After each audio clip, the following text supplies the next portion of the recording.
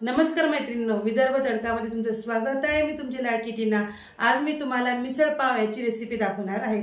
ती कशी करतात ते आज आपण पाहू। अद्रक, मिरची, लसूण याचा वाटण, कांदा, खोबरं, फूल, कलमी, काळे मिरे, लवंग, जिरे, धने, सांबार, तेजपत्ता,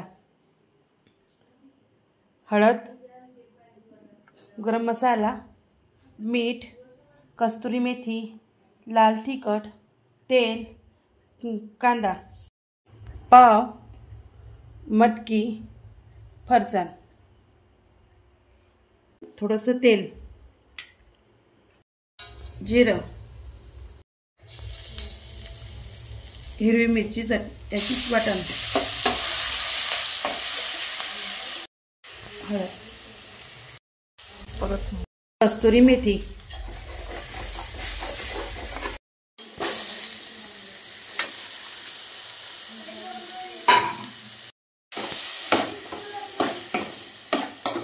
चवीनुसार मीठ,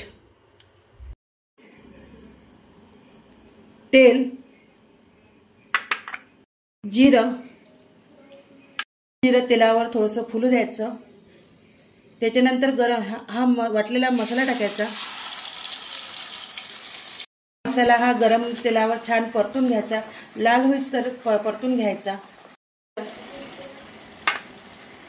लाल तिखट, मसाला, कस्तुरी मेथी, तेल सुटेपर्यंत हे परतून घ्यायचं।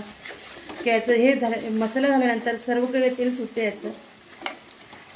आता पहा कसं तेल सुटत आहे। जसं जसं मसाला होतो तसं तसं तेल सुटत आहे।